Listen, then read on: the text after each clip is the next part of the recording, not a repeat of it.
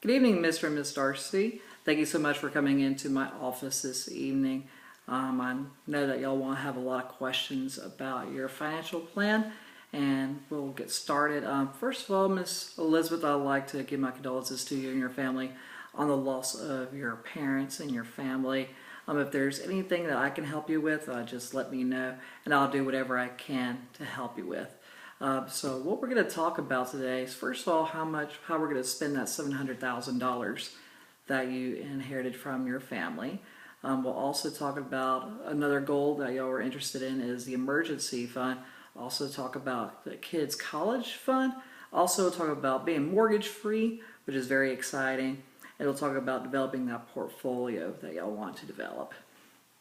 So what we're going to do is, Mr. Elizabeth, you did mention that you're going to be receiving $700,000 from your parents. And you want to have some ideas of what we need to do with that. What I will do with you for the first $700,000, first of all, you need to develop that emergency fund, which is one of y'all's goals as well. That's an idea for that. And also, Elizabeth, I'll put that $700,000 into your kids' education, which your sister is going to help as well in that area. And speaking of that, let's talk about the emergency fund first. We did notice that you do spend about $13,000 each month. Currently, you do have about $7,000 in change in liquid assets that can be used for that fund. However, though, you do need about 6 months at least, especially with kids as well. So I'd recommend at least 6 months of that, which would be roughly about $79,727. I'd recommend to put that in a money market fund that's high yielding, that's liquid, and that's safe. That could be really good for in case you ever need that, because we never really know when that time might be needed for the future. So those funds will always be available to be safe. They won't be volatile relative to the markets, and they won't be very volatile and won't be varying as far as prices, so you'll have the exact dollars that you need for safety. Also, what to help with that $700,000 is to help your kids' college fund. What I would do is your sister is going to give $200,000, which is great, which will support about the first 4 years of their college development. Now, what I would recommend is opening up a 529 plan. Now, what that 529 plan is a plan actually is developed for spending in college. So what I would recommend is I would have that money set aside for the 529 plan, which could be used for college education, not to mention books, tuition, all of that for the college. So with that, and plus once you take money out of that, it can be considered tax-free as long as it's used for this college education.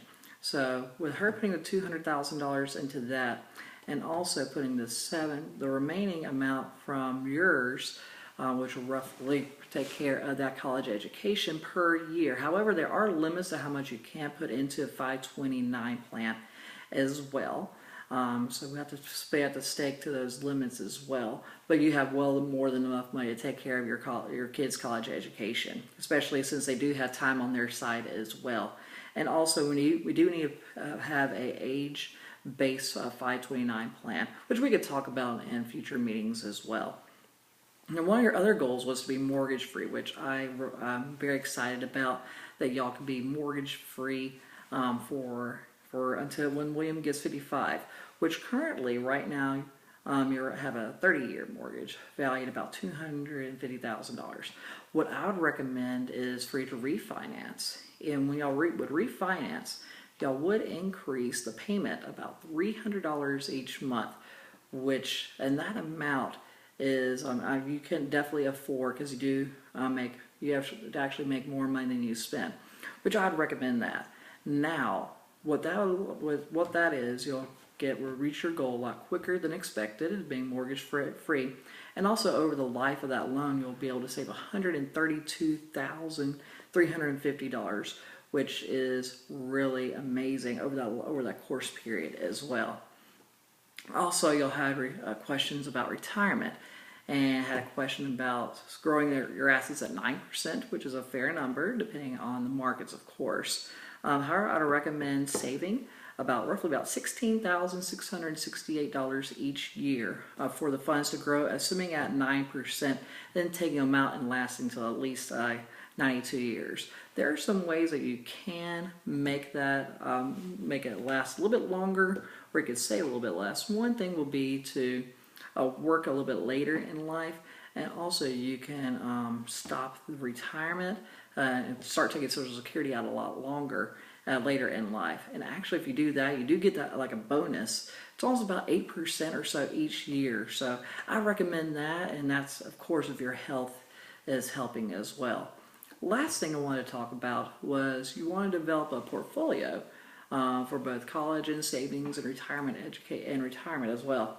So I recommend for it to be of an index fund, and that's in the taxable accounts, mainly because index funds, they're designed to track indexes and not to generate a lot of taxes or corporate gains and capital gains as well. So I'd recommend a index fund. They're very tax efficient as well, because you mentioned you want to keep taxes as low as possible. Also, since you're typically in a higher tax bracket, I would recommend some municipal bonds as far as the bond portfolio allocation of your taxable account. The reason behind that is because all the interest that you do receive, it is tax-free.